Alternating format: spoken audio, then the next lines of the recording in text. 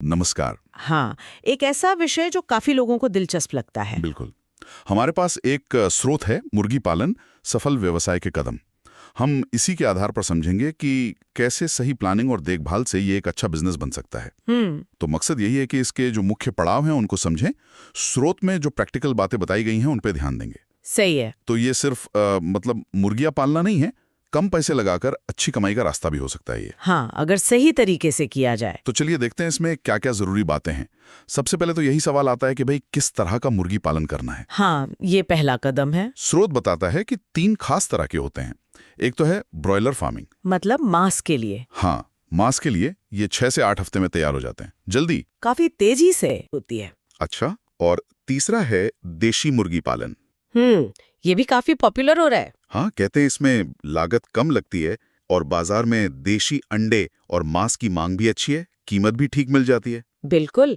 और ये फैसला लेना बहुत जरूरी है, क्योंकि इसी से तय होगा कि कितना पैसा लगेगा, कि कितना टाइम देना होगा और बेचने की क्या स्ट्रैटेजी होगी। सही बात है। जैसे आपने कहा, ब्रॉयलर में पैसा जल्दी वापस आता है, लेयर में धीरे धीरे पर लगातार, और देसी मुर्गी पालन वो लोकल बाजार के लिए ज्यादा अच्छा रहता है, जहां लोग देसी चीजें पसंद करते हैं। तो मतलब ये चुनाव अपनी जरूरत और बाजार को देखकर करना चाहिए। हाँ, बिल्कुल। ठीक है, तो मान लीजिए हमने तय कर लिया कि कौन सा प्रकार करना है।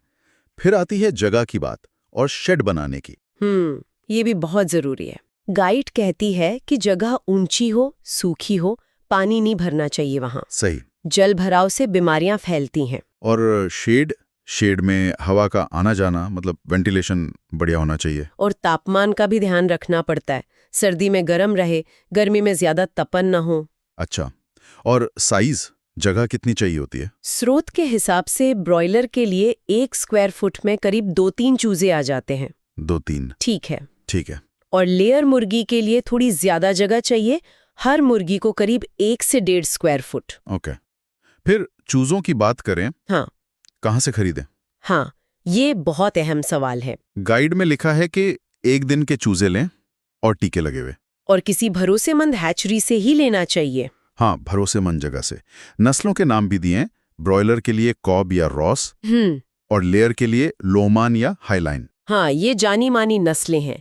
देखिए, अगर शुरुआत मजबूत करनी है तो ये बुनियादी चीजें जैसे सही जगह, अच्छा शेड और सेहतमंद चूजे, ये बहुत मायने रखती हैं। मतलब नींद पक्की होनी चाहिए। बिल्कुल। शेड का माहौल ठीक नहीं होगा या चूजे ही कमजोर होंगे तो फिर आगे उत्पादन पर, मुनाफे पर सीधा असर पड़ेगा। इसमें लापरवाही नहीं करनी चाहिए। सही बात है। अच्छा, अब आगे बढ़ते हैं खान पान और सेहत पर। हाँ, खाना और स्वास्थ्य। गाइड के मुताबिक उम्र के हिसाब से फीड मतलब दाना बदलता है। जैसे शुरू के 4 हफ्तों तक स्टार्टर फीड, इसमें प्रोटीन ज्यादा होता है। हाँ, बढ़ने के लिए जरूरी है। फिर 5 से 8 हफ्तों तक ग्रोवर फीड, ये थोड़ा बैलेंस्ड होता है जी। और ब्रॉयलर के लिए एक फिनिशर फीड भी होता है, वजन बढ़ाने के लिए। बिल्कुल। और पानी, साफ पानी तो हर वक्त होना ही चाहिए। हाँ, वो तो है ही। अब सेहत की बात करें तो टीके लगवाना इससे बहुत जरूरी बताया गया है। हाँ, वैक्सीनेशन तो मस्ट है। रानीखेत बीमारी का टीका 7वें और 21वें दिन, और गंबोरों का 14वें और 28वें दिन। हाँ, ये बीमारियां काफी खतरनाक होती हैं, इनसे बचाव बहुत जरूरी है। इसके अलावा कीड़े मारने की दवा देना, मतलब डीवोमिंग, रेगुलरली। विटामिन देना, और अगर कोई मुर्गी बीमार दिखे तो उसे फौरन बाकियों से अलग कर देना। हाँ, ये सब करना पड़ता है। देखिए, पोषण और स्वास्थ्य प्रबंधन अगर ठीक से करेंगे तो लागत कंट्रोल में रहेगी और बीमारियों से जो बड़ा नुकसान हो सकता है उससे बच जाएंगे। तो मतलब ये बिजनेस को सफल बनाने के लिए बहुत जरूरी है। बिल्कुल। समय पर टीके और सही खाना, यही तो कुंजी है सफलता की। इसमें ढिलाई नहीं करनी चाहिए। समझ गया। अच्छा, और साफ सफाई का क्या? सफाई भी उतनी ही जरूरी है। गाइड कहती है रोज शेड साफ करो, नीचे जो बिछावन होती है लिटर, उसे सूखा रखो। हाँ, गीलेपन से बीमारियां आती हैं। और हर नए बैच लाने से पहले पूरी जगह को सैनिटाइज करना। डिसइंफेक्शन। और चूहों या दूसरे जंगली पक्षियों से भी बचाना है। हाँ, वो भी बीमारी ला सकते हैं या दाना खा जाते हैं, तो ये सब देखना पड़ता है। फिर आती है बेचने की बारी। जब माल तैयार हो गया, हाँ मार्केटिंग। ब्रॉयलर मुर्गे आमतौर पर 1.5-2 किलो के हों तब बिकते हैं, जी। और लेयर मुर्गियां वो करीब 1 साल अंडे देने के बाद बिकती हैं। हाँ, जब अंडा उत्पादन कम हो जाता है। खरीदेगा कौन? गाइड में लिखा है लोकल मंडी में बेच सकते हैं, होटल रेस्टोरेंट वालों को दे सकते हैं, या फिर थोक विक्रेता भी होते हैं। बिल्कुल सही। देखिए, सफाई रखने से क्या होता है, बीमारियां रुकती हैं, मुर्गियां कम मरती हैं, दवा का खर्चा बचता है। हाँ, ये तो सीधा फायदा है। और दूसरी तरफ बेचने की अच्छी प्लानिंग हो तो सही टाइम पर सही दाम मिल जाता है। दोनों ही चीजें मुनाफे के लिए जरूरी हैं। ठीक है। इस गाइड में एक और बात है, सरकारी मदद के बारे में। अच्छा, सब्सिडी वगैरह? हाँ, लिखा है कि नाबार्ड यानी national bank for agriculture and rural development और राज्य सरकारें भी सब्सिडी देती है मुर्गी पालन के लिए।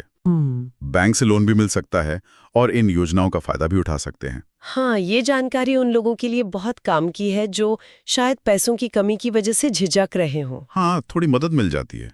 इन योजनाओं का पता करके शुरुआत करना आसान हो सकता है, बोझ थोड़ा कम हो जाता है। सही है। तो अगर हम सारी बातों को देखें तो ये गाइड साफ बताती है कि मुर्गी पालन में कामयाब होना है तो हर चीज पर ध्यान देना होगा।